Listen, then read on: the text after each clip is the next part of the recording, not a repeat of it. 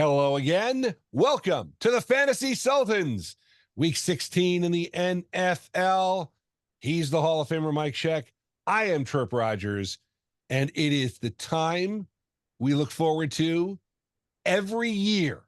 Yep. Fantasy Festivus. For the rest of us. For the rest of us.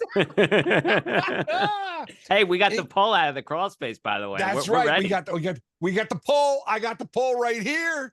And in case you haven't figured it out yet, both Mike and I are huge Seinfeld fans, hence the import exports. So, and by the way, are you ready for this? In the one league we're both in together, one of our competitors listening to the Sultans for guidance. Yep, that's right. He needs it because he lost most of his games this year. He needs the guidance. We're giving him the advice. He's listening closely.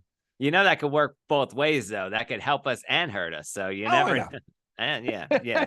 Reputation type of thing. All right. Before we go into our, usual mirth and mayhem, and we bring it back, embrace our heritage.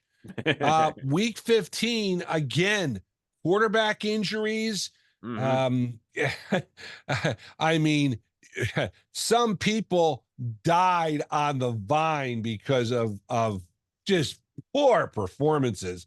Like my daughter Stephanie lost by a point on Monday night. A point. And she had come roaring back, and she's now out of the, she's in the consolation. But that was that's what happens in the playoffs. Yep. That's right. And the big players, we'll be talking about them, but CJ Stroud, Jonathan Taylor, Isaiah Pacheco, and of course, Tyreek Hill. They might all be returning this week. We don't know. There's a lot of question marks there.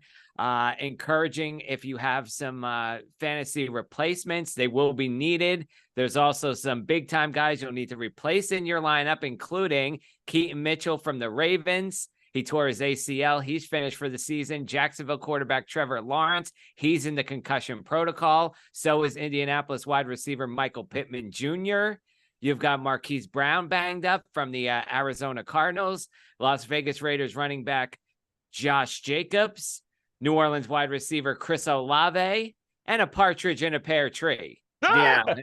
So, well, I mean, you've got Olave, everybody. I think, of that list you just gave, Olave, I think, is going to be back, but CJ Stroud, they're saying he's not going to be back this week. No. I think they're gonna roll the dice and have him sit another game. And that you talk about Michael Pittman Jr., that was a nasty hit he took. And I remember watching, I'm just like, oh boy. And the NFL has suspended the Pittsburgh player who did it. And again, you want to protect players, but it sickens you when you see stuff like and the Keaton Mitchell injury. Oh my God. I'm sorry. The human knee is not supposed to bend that way. Not supposed to. That's kind of what happens. I don't mean I'm not trying to make a joke about it, Mike. Right. But, again, those are the things you happen to see. And it just, I mean, I don't. You didn't see Theismann's leg injury live, did you? No. But I've seen and heard about it. Yeah. No, watching that live was, and I watched it live, and that was nasty. That was nasty. And all right, well, anyhow, it's time for us to have some fun. As we've been touting, it is time for Fantasy Festivus. A Festivus for the rest of us. Fantasy-wise, of course. Now, Festivus is on December 23rd, so listen to this on the 23rd. Or watch this on the 23rd.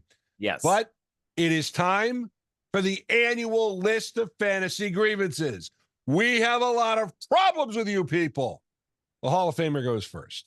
And you're going to hear about them. Carolina running back Miles Sanders, you stink. Only 1 touchdown on the season means you couldn't find the end zone if you had a hot date with a babe. That's right, Miles Sanders. Couldn't get it done. A season low 6 rushes, 2 yards against Atlanta last week. Now, I know that offensive line has been a downgrade from Philly. In fact, with Bryce Young being sacked almost 50 times this season, we know that the offensive line hasn't been that good. But even when the running lanes did open up last week, you could not find them. The only holes you're finding are the holes in Swiss cheese. All right, let's go to Pittsburgh running back Najee Harris. You also stink. Only 3 games of 15 fantasy points or more, 600 yards on the season. Not sure where he's been, but you know what? I think he was spotted, Tripp, working at H&H Bagels. That's right. Dealing with a knee injury and an inept offense has not helped him out at all. Strike. Very, very tough for owners to deal with him this season. Hey, no Najee. All right, wide receiver Justin Jefferson of Minnesota. You stink. First round pick in most leagues and could not get the job done. Now he looked good for the first, let's say 4 weeks before he pulled a hammy. Now he did return to the lineup in 2 games.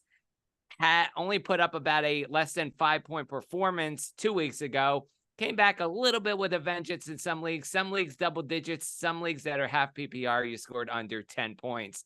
But for the most part this season, you found yourself with a hammy on the bench. Not good at all. I know I should be not as harsh on you this season because, well, you did overperform the last 3, but of course, you're not getting a pass. The injury killed you. First round pick. I took you. You stunk. You didn't get the job done. Justin Jefferson. All right. New England quarterback Mac Jones. You are also not exempt from this list. You've been terrible. 10 touchdowns to 12 interceptions. Bench more. You know, we talked about it. Benched a lot of times.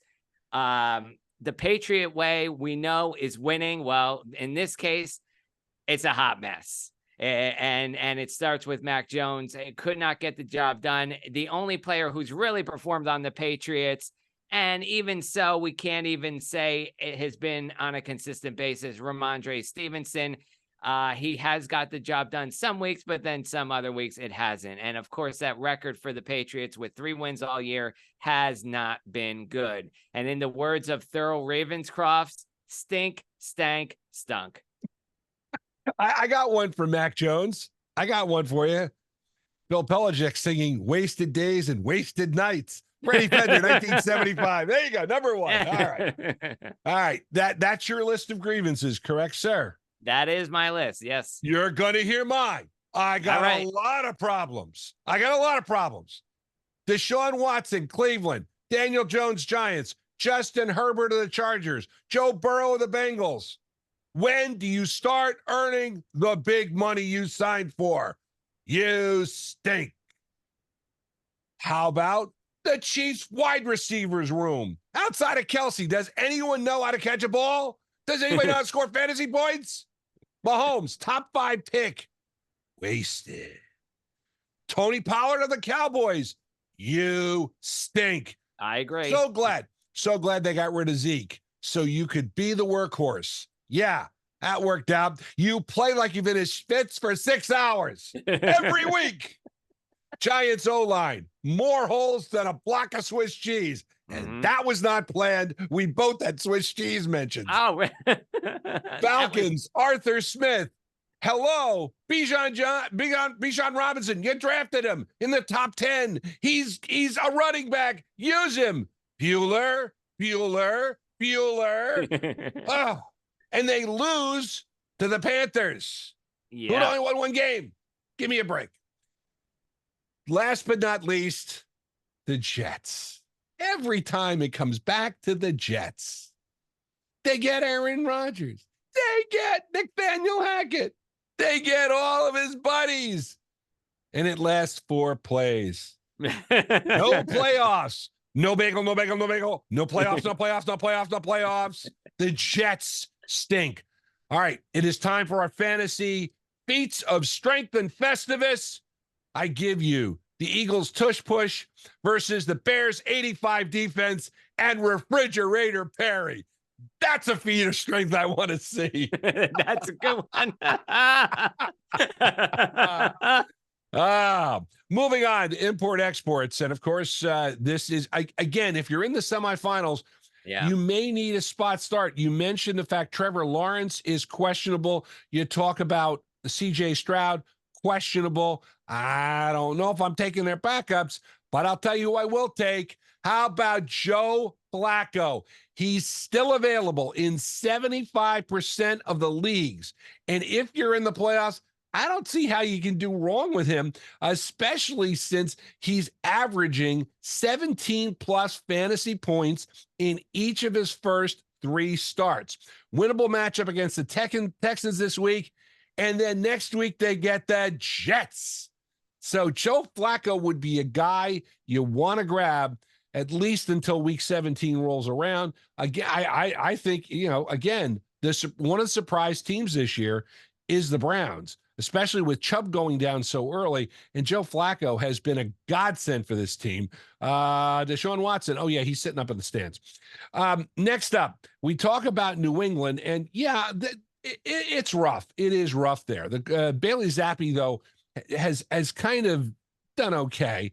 Again, Hunter Henry, looking for a tight end. 24% of the leagues he's owned in, and this is an average, by the way. And part of it also was he had a big week 10 against the Broncos. Well, so does everybody else, of course. But, again, or I should say week 16 matchup against the Broncos. He's going off with Bailey Zappi, and he's looking really good against the Broncos this week. He's somebody you want to grab and start him with confidence. Another tight end who is getting some looks is Tucker Kraft of the Green Bay Packers, and he's available in 90% of the leagues. Now, you may say, I don't know about this, but he's catching more checkdowns and getting some red zone looks. Now, he's averaging almost 10 points per game, and in 3 of the last 4 games, looking pretty good. And Green Bay needs some kind of a spark because they've struggled the last couple of games. Zamir White, you mentioned, of course, the problems that Josh Jacobs is having. White may be another example of how you can't evaluate a young running back unless he's getting some volume, like Ty Chandler. He's getting some volume. Plug and play at least. Josh Jacobs out again. It's hardly a lock, but he would be somebody to pick up. And again, he is available in most leagues. And last but not least, if I can flip the page, I'm going to go with another quarterback for you, Nick Mullins.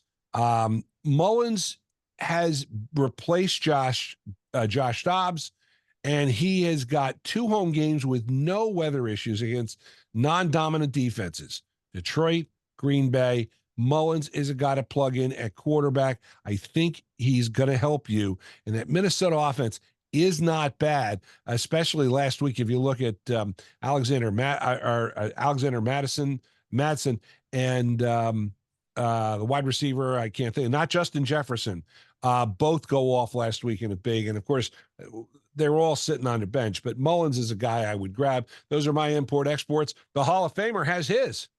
Yeah, and I'm going to go with Atlanta quarterback Taylor Heineke. He'll replace a benched Desmond Ridder this week. Tripp, you and I texted Sunday saying Arthur Smith, dead man walking. 7 points was all he could muster against Carolina.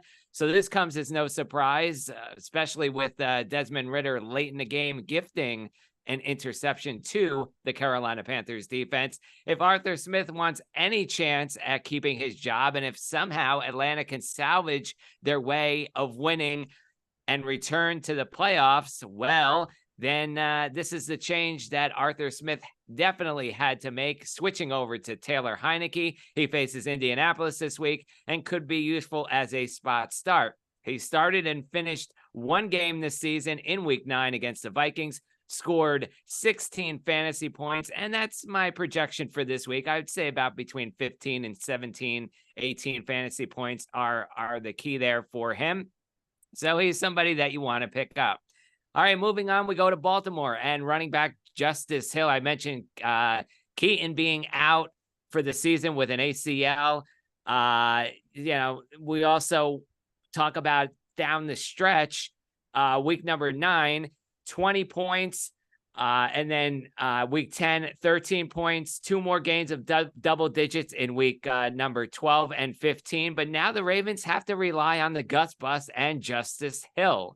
And the first 9 weeks prior to Mitchell being kind of like a non-factor there, we did see Hill averaging about 7 carries for 31 yards per game. Baltimore does have a tough schedule coming up, including the 49ers on Christmas Day night. So you should definitely factor that into the equation. But at the same time, you should also factor in if the Gus Bus does get injured, he would be a nice handcuff to the Gus Bus. All right, import wide receiver Dontavius Wicks of Green Bay. Packers might be without Christian Watson, who's nursing a hamstring. Jaden Reed also dealing with a toe injury. If that's the case, Wicks gets a bigger role in the passing game on Sunday against Tampa Bay last week. He had 6 catches for 97 yards on 7 targets and now has 13 targets in the past 2 games. Look for Jordan Love to lean on Wicks if Watson and Reed are out, and he's worth a number 3 wide receiver in all leagues. All right, let's go to tight end Darren Waller in New York. Now, last week he returned to the Giants after a 5-game absence due to a hamstring injury. Despite the return, the numbers weren't anything to brag about. 4 catches for 40 yards. Now, that could have been a little rust because he was out for 5 games, but indeed, I'm expecting a little bit more of a comeback from him this week. They do have the Eagles defense, and the Eagles defense has not been good as of the past few weeks. They've actually switched over to Matt Patricia, who was a senior defensive coordinator. He's overseeing the Eagles defense now since the nightmare that the Eagles have had. Of course, Tommy DeVito, a lot of people wondering whether or not he's had his 15 minutes of fame. Well, I still think they're going to have a good presence this week. DeVito and Waller should be hooking up a few times. So I definitely see some good and better numbers for Waller. Finally, look to the kickers, Tripp. Look to the kickers. If you want to chase points, you want Lucas Havaris from the Los Angeles Rams. He's 57% rostered, plays the New Orleans Saints this week. That is the Thursday night game. And of course, the Rams have been giving him plenty of opportunities at kicks. Now, 10 points in week 13, 13 points in week 14, and 8 points last week. But you always need a backup plan. And as I say, you need a plan B. So let's go to Kamari Fairborn in Houston.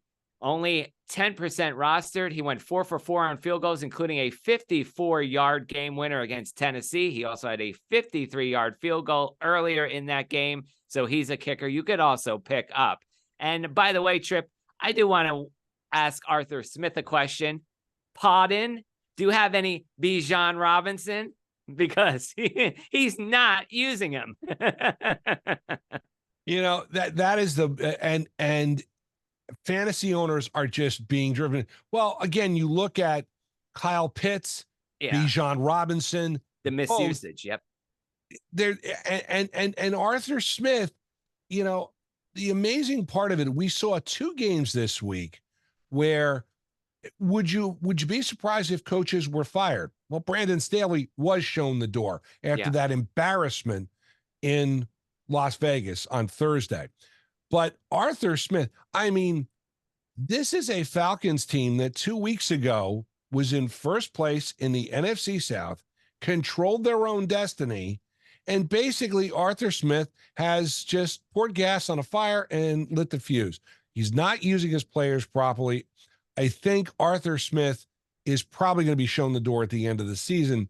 It's amazing that he kept his job because, I don't know, that was a pretty poor performance. Speaking of poor performances, Mike, do you remember outside of the COVID years where you didn't have anybody in the stands, you were as small a turnout as there was in Carolina for an NFL game? Now, rain was a factor, the weather was a factor, but still, can you believe the lack of fans there. Because I mean, I just they were selling and the other one that was a surprise, didn't I see? And I'm trying to remember which game it was. Tickets for 45 cents. Believe it or I not, think that was the Carolina game. Yeah, I Carolina. think that Okay, was. well, Yeah, yeah, yeah. it's just one of the games I was just like shocked, but number of fans disguised as empty seats was just utterly ridiculous. Coming up, and let's talk a little bit about. Remember, this weekend you'll see NFL games on Saturday. You've got a couple matchups on Saturday. One of them is on Peacock, which you're going to have. That's the last game of the day. But you got Thursday night, you got Sunday or Saturday, then you have Sunday games, normal Sunday games, and then you have one on Christmas Eve too, at night, and then Christmas Day you have 3 games instead of the one on Monday. So it's going to be interesting. By the way, the NFL announced they're going to have another international game in Brazil next year. And the rumor is it could be the first game of the year. They could play it on Friday or Saturday of Labor Day weekend. And the idea is if you schedule it, then you're not going to have to deal with there's a law that was passed, a sports broadcasting law, and they can't put NFL games opposite college games. Doesn't take effect until the second weekend of September. And the logistics of going to Brazil and stuff, it might behoove the NFL to let that game play out early, and then you give them some time off to come back. I don't know. That's what that's what I've seen pop up, and it's kind of interesting because, again, a game in Brazil, that'd be pretty cool. I just don't know what time. Brazil's on the same time as we are.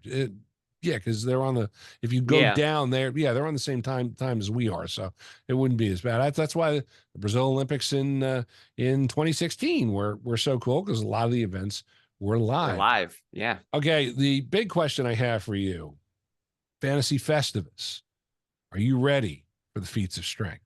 I am ready for the feats of strength. It's you and Sharon for the feats of strength. Yeah,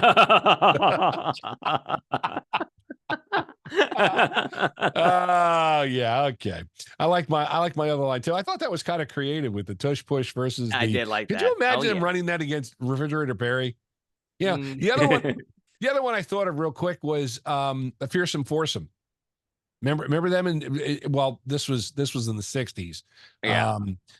Merlin Olsen, Deacon Jones, Rosie Greer, and Lamar Lundy. And that line was just phenomenal. I was a Giant fan back then, but still I knew the Fearsome Foursome. They were, I mean, man, and nicest guys too. I mean, Merlin Olsen. I mean, hey, he was on TV. He was a great guy. He was great. You want to talk about good defenses? What about the Purple People Eaters? You got the Steel Curtain and Orange Crush. Orange Crush was pretty good too. Yeah, but in terms of the line, though, the Fearsome Foursome was, that was, But the sad part of it is, and you just mentioned a couple, the Orange Crush was the only, no, they didn't win a Super Bowl. Purple People Eaters didn't win a Super Bowl. No. Fearsome Foursome never got to the Super Bowl, but Super Bowl started in '66. And the Steel Curtain, of course, won multiple Super Bowls. Mean Joe Green, those guys. Oh man, you're bringing back so many memories here. So many memories. Yeah. Too bad we can't do fantasy football from the old days. The all-star. That is going to wrap up the Fantasy Sultan for Week 16. He's the Hall of Famer Mike Scheck. I'm Tripp Rogers. If you have any questions or comments about our podcast, you can feel free to email us, fantasysultans@gmail.com. Be on the lookout for my other podcast, Tripp's Take. You'll find it on Spotify for podcasters, Apple, and Google, plus YouTube. Just search Tripp's Take. Like the Fantasy Sultans, you can find us on YouTube and also on Spotify for podcasters. Like the music of the 60s, 70s, and 80s, listen to WTRSradio.com online. Mike, I hope you and your family have a great Christmas and a great holiday season. And go ahead. And I just wanted to say, we will give you all the information you need to know for your fantasy as we get you ready for championship weekend next week. That's right. If you are in the championship, keep it rolling. Keep doing what you're doing because it is working. Remember, always go with your gut. Your gut will tell you and steer you in the right direction. We give you all the information. We hope you have a good Christmas. Happy holidays.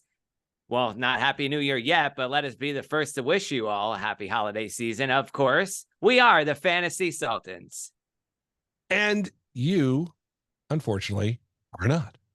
Let's run.